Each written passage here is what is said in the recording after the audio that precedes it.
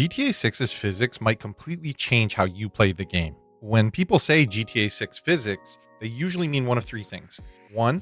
Vehicle handling and damage. 2. Ragdolls and NPC reactions. And 3. Water and weather. But physics is really the plumbing behind everything. It's the rules of motion that the whole world shares, how bodies collide, how friction works, how constraints hold objects together, and how the engine keeps it stable at 30 or 60 frames. Rockstar's trick has always been great balance. Too much realism and the game becomes annoying. Too little realism and the game becomes plastic. So the question isn't, is it realistic? The question is it consistent, readable, and fun? Now, if you love overthinking GTA as much as I do, don't forget to hit that like button and subscribe.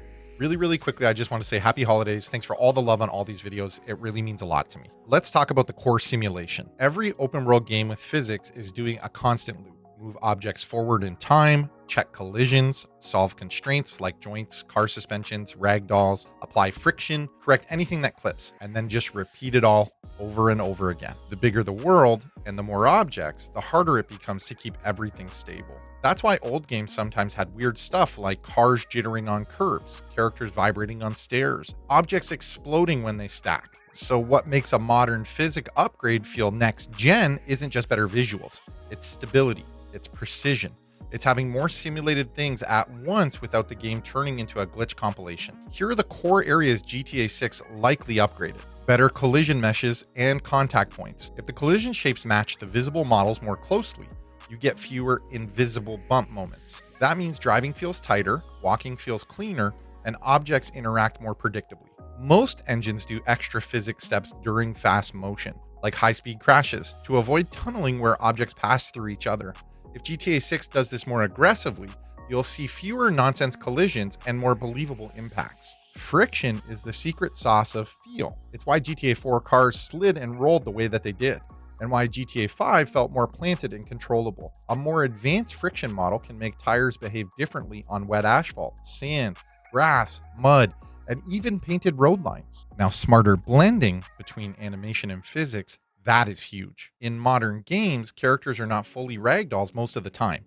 They're animated, and physics is layered on top. So the upgrade isn't more ragdoll, it's actually better transitions. When someone gets shoved, they should try to keep balance, then stumble, then fall. And it should look smooth, not like a switch that was flipped. There's a reason GTA 4 is the poster child for Rockstar physics discussions. It had a particular style of character reactions that felt super dynamic. And a big part of that conversation is Natural Motion's Euphoria, which is animation middleware designed to generate character motion on the fly using simulation, rather than only playing canned animations. That's why GTA 4 NPCs could look like they're bracing themselves, catching a wall, twisting mid-fall, or reacting in slightly different ways each time. GTA 5 still had ragdolls, but it leaned more toward cleaner, more predictable results. It made sense for a faster game with more shooting and more driving. Red Dead 2, though, brought back that wavy vibe in a different way. It wasn't everyone flops around. It was everyone moves like they have mass. So what would GTA 6 ideally do? The dream is active ragdoll, where the character is still trying to stand or protect themselves while physics knocks them around. It's the difference between a mannequin falling and a person falling. Stairs, slopes, railings, chairs, sand, shallow water, those should all change how a body falls and recovers. If GTA 6 nails that, every small shove or trip will look less script. Foot IK is one of those invisible upgrades that makes everything look expensive. If feet plant properly on uneven ground and steps, characters stop looking like they're sliding. That's kind of core physics, that improvement that makes crowds feel real without adding any new gameplay features. Remember GTA 4? Driving had personality, but a lot of players felt it was too floaty and too heavy. GTA 5 driving was more responsive, but a lot of players feel it's too easy to correct and too similar across vehicles. So GTA 6 needs a middle path, and not just in handling. In the whole vehicle simulation stack, even if you can't prove handling from a trailer, you can often tell what the game is prioritizing based on how it frames motion. Cars lean, settle, and compress believably. It's a sign Rockstar is paying attention to suspension and weight transfer. Suspension isn't just cosmetic. It affects how stable a car is during quick turns, how it behaves over bumps, how traction feels when the car unloads weight off of a wheel. If Rockstar wants next level driving, tires need to behave like tires. That means traction isn't just grip value. It's influenced by speed, weight transfer, surface, and weather. If GTA 6 has a stronger tire model, you'll notice it immediately in 3 situations: hard braking, sharp turns, and wet roads. The things that would count as a real upgrade: steering pulls when suspension is hit, wheels wobble or lose a little bit of alignment, engine performance drops after serious impacts, doors, bumpers, and panels deform in ways that challenge silhouettes and aerodynamics feel. And even if Rockstar keeps it subtle, just making impacts look less rubbery bounce and more metal meets concrete would be a huge step. Okay, now let's move over to water. This is the one people underestimate until they realize the setting basically forces Rockstar to make water a main system. Vice City and Leonida mean beaches, canals, swamps, boats, storms, and humid coastal weather. Most games fake oceans with repeating wave patterns and normal maps. It looks fine, but it doesn't respond. A more advanced system can blend different wave scales: big, slow swells, small, choppy wind waves, local disturbance waves from boats. Even if the base ocean is still a shader trick, Rockstar can layer interactive waves on top near boats and shorelines. That's where you'll feel it. This changes boating from driving on blue ground to moving through a medium. Buoyancy in games is often simplified. Float point up, done. A better buoyancy model considers multiple buoyancy points and how water pushes different parts of the hull. What does that mean in-game? Boats tilt when they're turning. Smaller craft bounces more.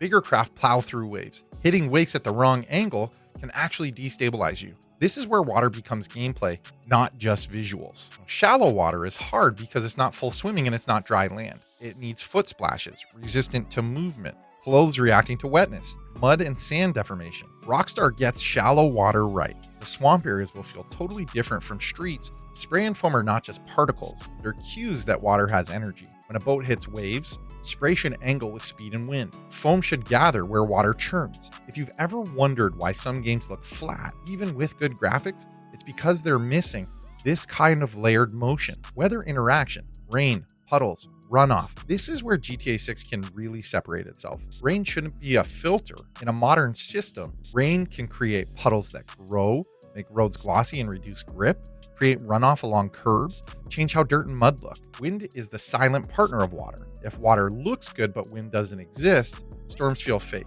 A good wind system affects palm trees, vegetation, clothes and hair, debris and loose objects, water surface roughness, boat handling. And wind doesn't need to be a hurricane every day. Just having gusts and directional changes makes the world feel like it has weather. A lot of older open world games look fine until something hits something. Then you notice the problem. Everything reacts the same. Wood, metal, plastic, glass. It all kind of behaves like a generic game object. If GTA 6 is pushing simulation, the big win isn't that more things break. It's that different things break differently. Think of glass that fractures into shards and then becomes a slipping, crunching surface. Fences that bend or snap based on impact angle. Vegetation that actually pushes back instead of being a visual texture. Sand and mud that tracks longer, so the world remembers what happened. And this is truly where the core physics engine matters. If the collision system is stable and the solver is strong, Rockstar can let you interact with more clutter without the world freaking out. More clutter means more believable streets. More believable streets means you stop playing mission to mission and you start doing that classic Rockstar thing where you wander for an hour because the city itself is so entertaining. Now let's touch on small object physics. This is where core physics show up in normal gameplay. If GTA 6 is a real simulation upgrade, you'll notice it in mundane stuff. Chairs tipping realistically, bottles rolling with believable friction, trash bags reacting to wind. No open world simulates every object perfectly though. That's not the goal. The goal is when you interact with common objects, the reaction looks right often enough that you stop thinking about it. If you want one simple way to frame it, GTA 4 was physics forward, sometimes at the cost of player control.